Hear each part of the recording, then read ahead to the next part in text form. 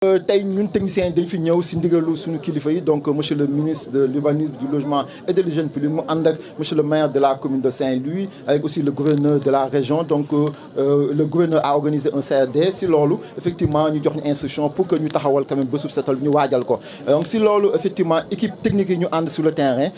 évaluer la situation def état des lieux bi si état des lieux bi nag ñu dégager une stratégie parce que l'audit aussi il faut mu ànd ak ñu dégager stratégie d'intervention évaluer les moyens nécessaires les moyens yi mu nekk ay camions ay pelle mécanique ay bennes tasseuses mais aussi petit matériel mais aussi nombre de personnes yu nécessaires donc si loolu effectivement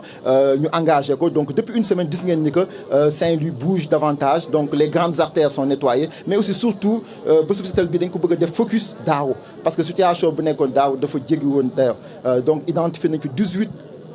sën yoo xam sa à la limite dem na ba mën a nekk décharge sauvage mooy bi nekk fii donc ñu éradiquer ko gis ngeen ko éradiquer dañ ko def nañ si sukk nañ ko ak suuf fi ñu ko les populations mën nañ ko utiliser démb déjà xale yi ñoo ngi fi doon jouer football fii si site bi donc tey si bésub setal bi monsieur le ministre de Abdoulaye Seydou Sow ak monsieur le maire ak le gouverneur ak toutes les autorités ak toute la communauté parce que li si ëpp solo tey mooy lii je pense que lii mooy esprit bésub setal mooy ni que quand même cette communion entre autorités yi ak population ñu gis une forte mobilisation communautaire bi nga xam ñëw nañu wuyu monsieur le maire ak monsieur le ministre et monsieur le gouverneur donc ñu ànd def une très belle balade une randonnée pédestre sur 2 kilomètres 500 boo xam ni effectivement constaté nañ liggéey bu am solo bi nga xam ne équipe bi ñoo ngi koy def fii si digg bi. damay dalal le ministre en charge de l'urbanisme du logement et de l'hygiène publique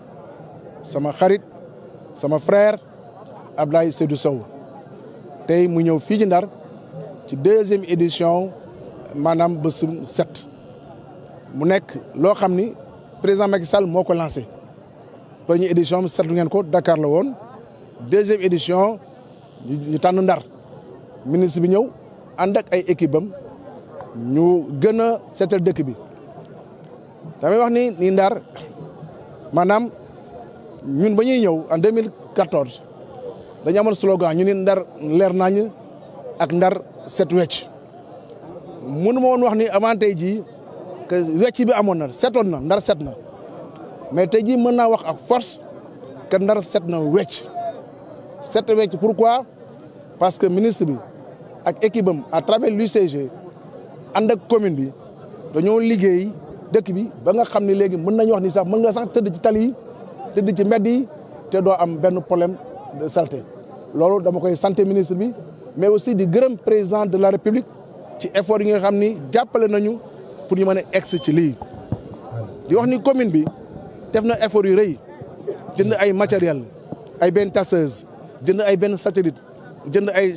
pelle chargeur jënd ay tractopelle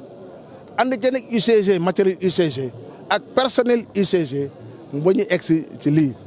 donc loolu dafa nekk lu am solo parce que mën naa wax ni Ndar soo jëlee Sénégal Ndar moo ëpp maanaam équipement en terme de logistique ci Sénégal kooku moom sama lamine nëppataram amul ko mën a weddi te loolu ay efforts yu am solo loo xam ni état bi dimbal nañ ci président de la République dimbal nañ ci comme bi def na ci ay efforts ba ñu egg à ce niveau là mais aussi ak les équipes yi ci liggéey les services techniques à travers Alicine ak son collaborateur tous ses collaborateurs mais surtout ak Mame Cheikh Ndiaye da nga xam ni am ci taxaw mais aussi l'UCG parce que équipement yi am UCG daf ñoo dool yenn équipement yu ëpp yu demee noonu ba nga xam ni aujourd'hui fu ñu mën te nekk mën nañ fa taxaw ni suñuy ay objectifs atteindre nañ ko léegi lu des mooy ñu maintenir ko lu gën a jafe mooy ñu maintenir ko et là le ministre wax na ko danañu jox ñu ñuy wax ay maanaam écovigile pour mën a garder yenn points sensibles yenn points yu durs yi nga xam ni maanaam c'est pour orienter les populations pour bu ñuy sànni seen mbalit yi non seulement ñu def ko ci poubelle yi wala aussi ñu def ko les points donc de collecte mooy les points de rassemblement donc des ordures mooy les PRN et loolu dafa nekk lu am solo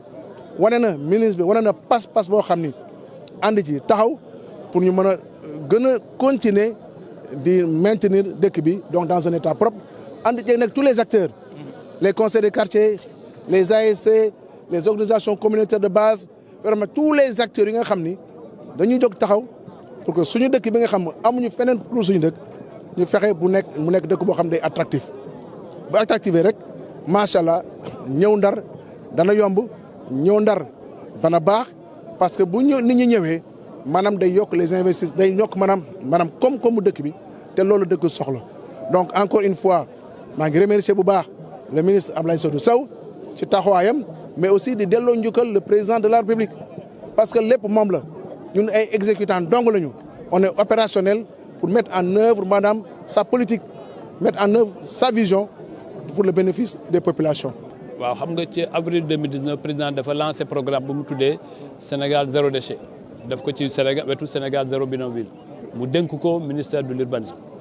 mu lancé woon ci at yooyu ba sub setal boobu ñu koy tuddee cleaning day mbas mi dugg bi mbas mi duggee mu ne nañ ko arrêté bu ñu ñëwee ba mois il y a 2 mois mu ne ma nañ ko relancer moom ci boppam dana ci dugal boppam dugal ci xarañam taxawuñu ñun ñëpp ñu gis premier lancement bi ñu def ko Dakaru ñu def ko ni mu gën a rafetee ñëpp amaat ci yaakaar mu ne ñu dafa bëgg ñu impliqué ci élèves yi impliqué ci daara yi impliqué ci xale yi impliqué ci bàjjenu gox yi impliqué ci collectivité territoriale deuxième édition bi mu ne ñu dem leen Saint-Louis waaye li ma ñëw fekk Saint-Louis lu ma rafetlu parce que li gis-gisu président moom la ñu matérialiser fii parce que Saint-Louis gis naa mairie bi lëkkaloo ak gouverneur lëkkaloo ak ministère de l'urbanisme lëkkaloo ak mouvement associatif lëkkaloo ak jigéen ñi ba liggéey bi ñu mën koo def te kenn mënu ràññee kii fii la nekk ou bien kenn nekkul fële may rafetlu li ñu fi def parce que ci une semaine ci njiite gouverneur 18 points de décharge yu fi nekkoon nga xam ne mbalit kese la woon ñu defar ko ba mu set wecc waaye defar ba mu set wecc baax na loolu waaye président dafa ne nañu def xeex ak mbalit mu nekk comportement de tous les jours comportement de tous les jours mooy ministère bi aménagé ko waaye li ñuy defar ñu dénk ko population yi rafetlu naa loolu li ci maire bi wax te li mu wax ñaan ñu ko dégg nañ ko ci ay fan yu néew fii ak ñaari fan ba ñetti fan danañ renforcer personnel bi nekk ci biir Saint-Louis danañ recruter près de 200 personnes pour ñu jàppale leen ci nettoiement bi mais aussi ñu jàppale leen ci surveillance ba nga xam ne kenn dootul tuur mbalit ci fu mu ko warut a tuur mais aussi maa ngi am mbégte annoncé le 15 janvier danañ ñëw lancer les entrées de ville de Saint-Louis commencé nañ ko Kaffrine commencé nañ ko Kaolack commencé nañu ko Fatick danañ ñëw